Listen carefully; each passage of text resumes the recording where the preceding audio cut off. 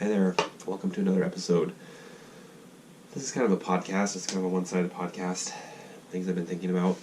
So I was taking notes, thinking of how to dismantle arguments. This is kind of we're going to just by breaking down types of logic.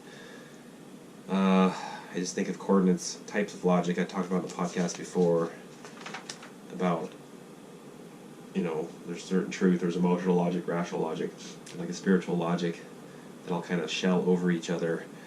So I was just taking notes. None of this is by any means like etched in stone on what truth might actually be, or even it's just me sitting around thinking about things. So I'd say to ascertain coordinates on axis, if you had an x, y, z, v, and I changed those numbers as an like x, y axis sort of thing. That was like, well, v for volume, t for time, which also is context, c for concentration, for effort, m for messenger, which might be propaganda, and desired effect, question mark. So I'm just talking about someone says something, how to do critical thinking, how I might think of critical thinking, and I'm going to draw some pictures about it. Time, you'd have a predictive logic versus a responsive logic. What is going to happen versus what did happen. So you can say, you watch the news, they say event is happening, this is what's going to happen. A certain news is going to tell you certain things are going to happen.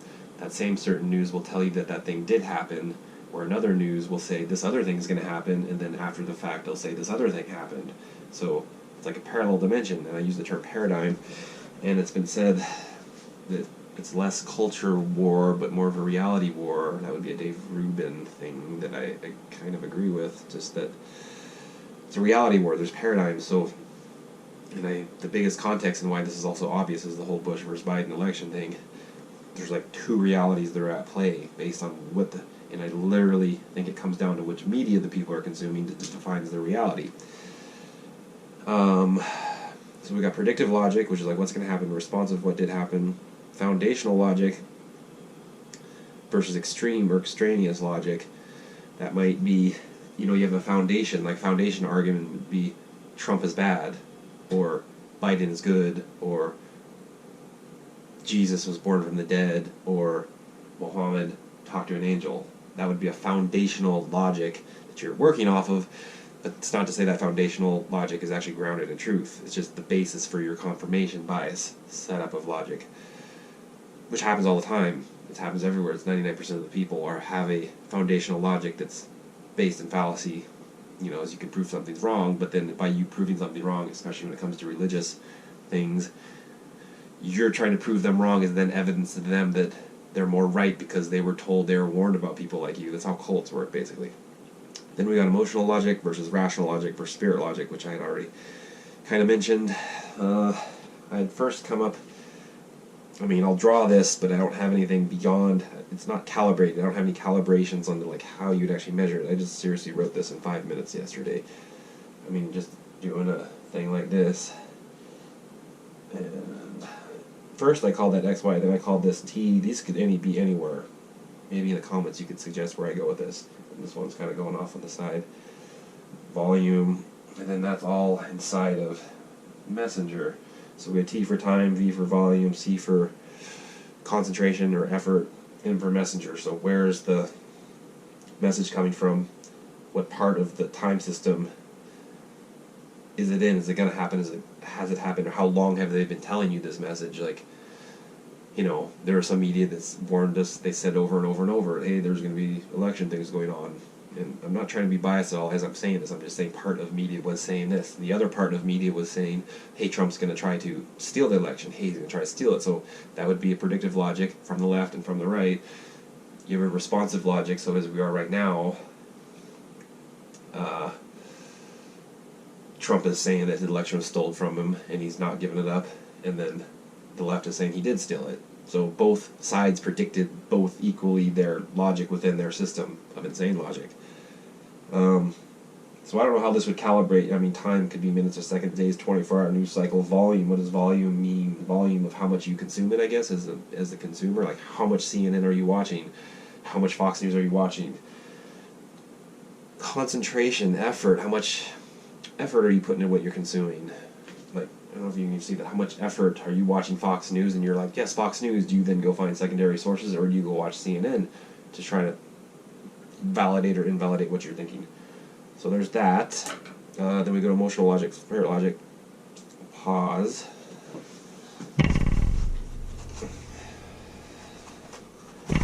We got, and then you have real truth. You know, real truth versus paradigm truth, which are two different things. Or some, let's say they're two different things. They could coincide. They might be, the truth might be the truth, and it actually matches your paradigm. So, I had first had the concept, and then we got, this is truth.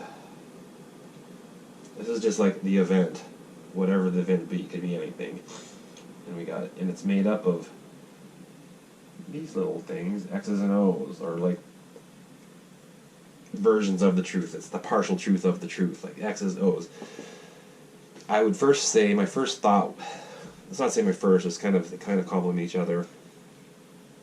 Next level, and when, as the title of the video suggests, probability,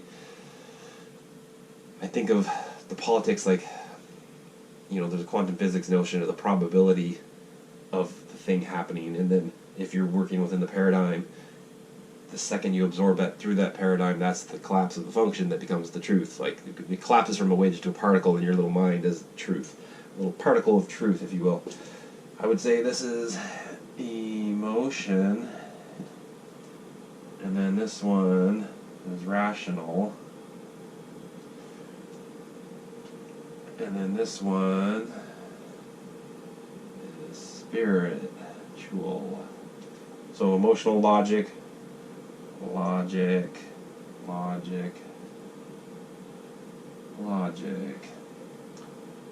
Spiritual logic is different than religious logic.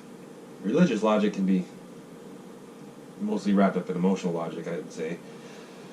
So, emotional logic might look at the truth down here, and this is not to say anything about media or who's telling you what the truth is. This is your emotional absorption of what you might think truth is. They're going to get these little X's. They're going to, it's X. The truth is X. It's X. Oh, that's what it is. Where the rational truth, you know, someone would call it science or something like that. Or, you know, I would say maybe this would be the liberal logic, would be based on emotion. People are fired up on emotion. That's why they do things. And then you'd say the conservatives are more rational logic. I would say that because I lean towards rational logic, and what I think conservative, it's not that I'm not conservative, it's just something because you start labeling things, it's just a different type of logic. And I would say I'm in rational logic and the liberals are in emotional logic, where they might very well say the dead opposite, because in their world, they're equally as right, or I'm equally as right, and I'm trying to just be unbiased on this. Where the rational logic, they're like, hey, no, looking at the truth, there's not just X, there's X and O. Oh, look, it's XO, you know. So, who's more right? I mean, the rational logic's willing to take the time to like see, hey, there's another side to this, and not just like launching into one side. And you could switch this. You could say this is CNN, saying, hey, this is the one half. Oh, this is Fox News. This is the one half, and vice versa. Spiritual logic is then way up here in the. I always think it's like a hockey game going on down here, and you got the fans. They're like, these guys are sitting right at the edge of the ice, and they can see what's going on for the most part. But yeah, you can see what's going on. But the guys up mid stands can see more. They can see the ice better. They can see the puck's there, and then the guy up here is up in the sound box who's see straight above, but he's also got instant replays and people talking in his ear telling him what's happening. So technically, this guy probably knows what's going on more than this guy, or these guys. Anyway, so that's the first layout. Pause.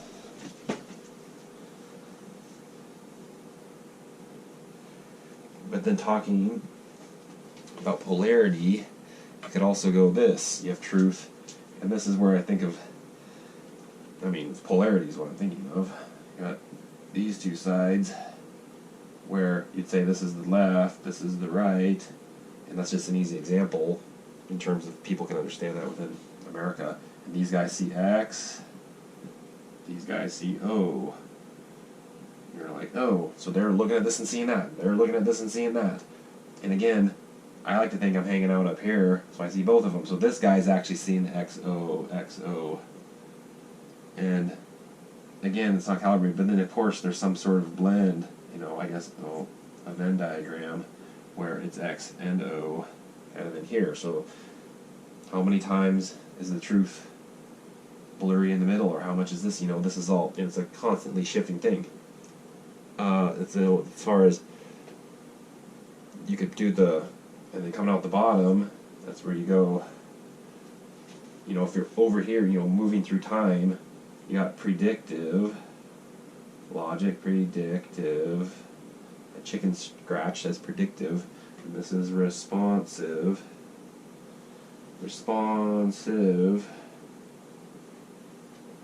so as you're moving through the chart of time, these random numbers calibrating time, same like I was saying, this is what's going to happen, this is what's going to happen. They move down the time, this is what happened, this is what happened, so we then shift this way. So it really is just a paradigm. What else do we get into? I mean, politics, polarity, paradigms, and probability, with confirmation bias is reality. I mean, so that's the gist of it. You have your confirmation bias of whichever it goes. I spent a lot of time arguing on Facebook, and whatever, it's exhausting. And it's funny because just the nature of our politics right now, and I never ever have been a Trump supporter. I just don't have Trump derangements. I just don't hate the guy. I just refuse to hate anyone, really. So with that filter, or non-filter, having a hatred as a filter, you see the world. So that would be how that goes. Like, these people have a filter. Boom, you're only collecting half the information. As soon as you take the hate filter away, you're like, oh, this is what's actually happening.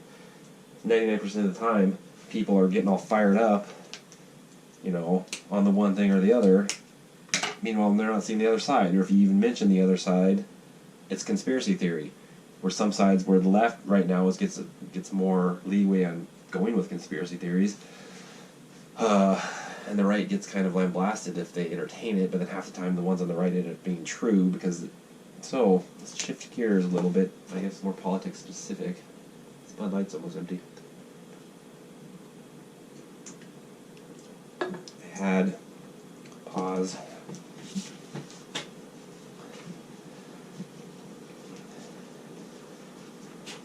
A general theory. I had a general theory. I have. It's not. It's just an idea. It may or may not be true. So we had America. How about this? We have. Pause. Shift this over here. Let's call this America. U.S. And there's Canada. Mexico.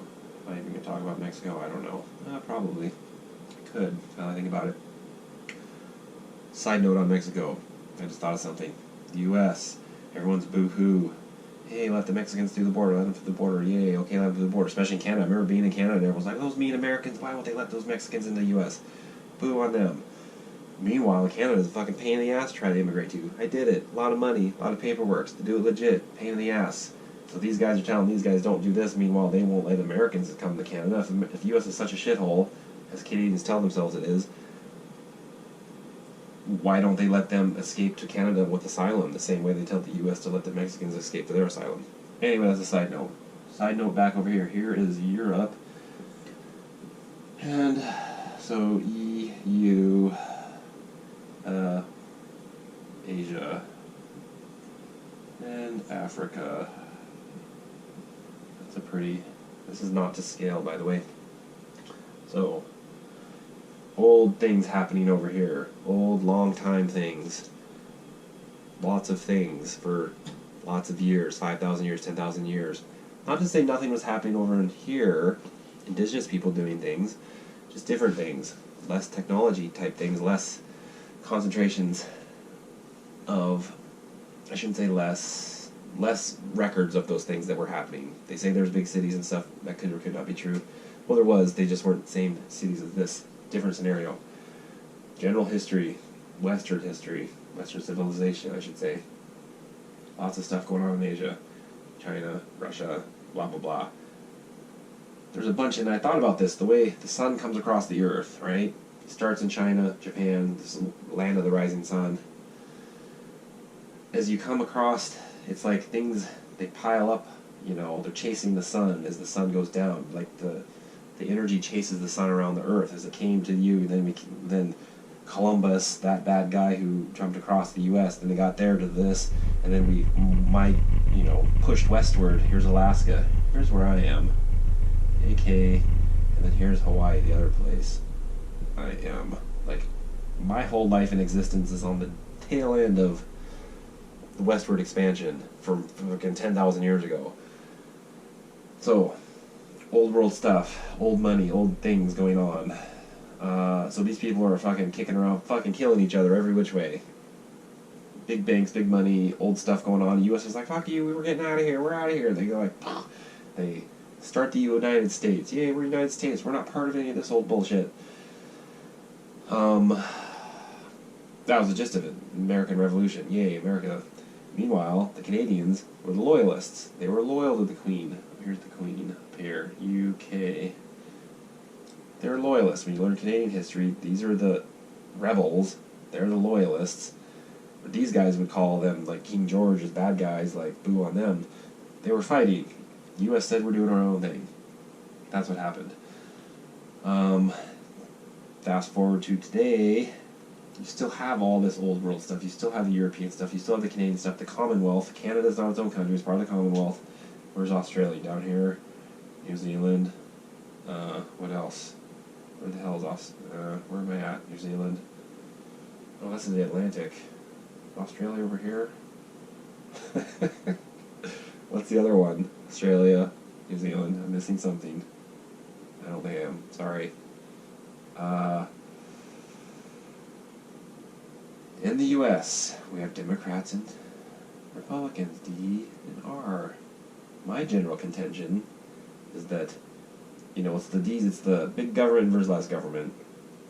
Big government goes back to the big government, This is the big government. The USSR is the big government. The European, it's the big grandparents. They're the grandparents of our little baby government. We're the little, we started our own country. We're like, fuck you, Mom and Dad, I'm moving out. Meanwhile, Canada's like, oh, no, we kind of like you, Mom and Dad, we're going to live in the basement. So they're kind of still connected. They have the Queen on their money, so they're connected, definitely. I remember a side story. It was really interesting. When I was living there, there was a thing that happened with, they prorogued the government. It was Stephen Harper. Everyone hated Stephen Harper. And all the government came to a gridlock for some reason because they couldn't argue. I don't remember what the issue was, that they were talking about nonstop for like 2 months on CBC. We're going to prorogue the government, which means kind of like a hiatus or a recess. It was bad in general. They argued about doing all this stuff. Then one day, the Queen, and then the news, they're like, oh, the Queen is sending the Lord Governor General over to sort this out. I'm like, Governor General? Like, what the hell is that? Like, he's not a Prime Minister. What's a Governor General? Boom, the Governor General comes over and says, hey, you're going to do this. And boom, they did it. And it was never spoken again in the media. It was just like, they argued about it for 2 months, about what's Stephen Harper going to do? And then the dude's just like, you're going to do this. And toosh, done. And it blew my mind. It's just random, because I was already like on the political bent after having fled America because I was afraid of George Bush or whatever. I was like, what? That's a thing? Like, did that just happen? And then all the Canadians were like, oh. And then it was like as if it never had happened. I was like, you guys were obsessed about this. This is crazy. Anyway, my general idea, which may or may not be true, this is just an opinion, is that the D's are one step in bed towards the Canadian social da-da-da-da-da, which are one step to the Commonwealth, da-da-da, which is like it's a tentacle that's slithered over. Meanwhile, then you got Trump. This is why people like Trump. I'm not saying why I like him, I'm just saying why people do like him. Trump's like, yes, we are America. Meanwhile, the D's are like, trying to snaggle in around him, and now we've got, they're constantly changing rules. They don't like rules. They want to abolish the Constitution and free speech. Like, the rules don't fit them, so they want to change them. Those rules happen to be changed fall in line with these other things that are happening. So, where we're at right now, these are slowly circling the wagon. Ours are usually portrayed as the bad guys. Why are they portrayed as the bad guys? Because the media's on side of these guys. The media that comes from the leftist media, that comes from this, comes from that. They don't like this little pocket of the R's, which are the actual Americans that are doing their thing with freedom. They're the anomaly in the world. This little chunk that's half of America, this 49, this 51%, half is the anomaly in the world. And it's not to say other people in other countries don't experience freedom. They do, within the parameters of their laws, which, you know, there's different freedom of speech laws, there's different tax brackets, there's different taxing structures, and they all have pros and cons to them. I'm not saying America's necessarily the best, I'm just saying it's an anomaly. And they're trying to squash that anomaly, as we're seeing in this election right now. Which I won't think it will. Say Biden gets in, and this is just parroting all the other pundits. You know, the Republicans have the Senate. You know, they've taken seats on the House. I find it's interesting. So think about this. At how all the Senate and, you know, all these things shifted red. They predicted this blue wave, but all this majority of these things shifted red, but the only thing that didn't shift red was the presidency, like, which it seems like if all your probable numbers were like shifting red, is basically backlash response to the riots and to the COVID response and blah blah blah. And I'm not saying that this is good or bad, I'm just saying this may or not be happening. You would think that the president would also shift red, so that would be, I mean, that's anecdotal evidence to make there be to there being fishy things at play, or, you know, the election not being perfectly safe. Is it like, no shit, it's not. It's like all this mail-in stuff. Anyway, it's a general theory. It's a general filter. I've been practicing with this filter. First filter is to notice how the media was super excited or super sad when Trump won the first time. This is all I care about, really. It's like, not even that I like Trump. I'm not defending Trump. I'm critical of the hypocritical. I'm critical of the hypocrites.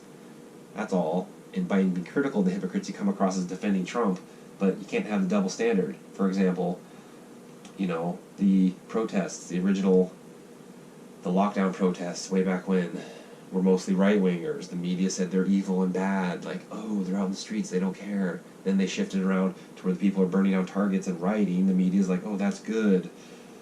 It's like, wow, it's not good. And then right now, then there's this video I just saw yesterday about the Biden people all happy in the streets. Hey, Biden won. But they're all partying and with their masks down and drinking and sharing drinks and, like, not socially distancing. But the media says it's good. And then you have the media who thinks Biden won and they think that's good. You know, it's like such an obvious what the media thinks. And, you know what Fox thinks. At least Fox says it. Fox says what they think. So you know you're getting a biased side of things. CNN and the other ones, CNN, NBC, ABC, NBC, BBC, CBC, did I say them all? All lean left, but they don't tell you they lean left. And left is more of a, it's not even an actual, you know, the spectrum, you know, as it shifts on there's a scale, there's a name for it. They don't say they lean left, they don't say, hey, we're going to be critical of Trump no matter what, but when they keep spitting out information, half of the information, back to my previous drawing, when they give half of the information that makes Trump look bad, people then absorb that information, then they make the conclusion they don't like Trump based on half the information. I spend all my time looking at the other half of the information. I look at both sides. I listen to NPR half the time, and then I listen to the right-wing stuff half the time. More often than not, NPR and the left-wing stuff is giving you half of the information. The right-wing information, the right-wing media tells you what the left-wing is telling you, but then also tells you what the other half is saying.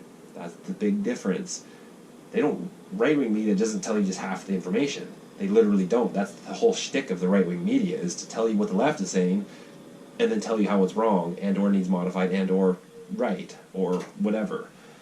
That's the difference. Where the left-wing then criticizes the right for conspiracy theories, meanwhile the right is the ones that are pulling all the information.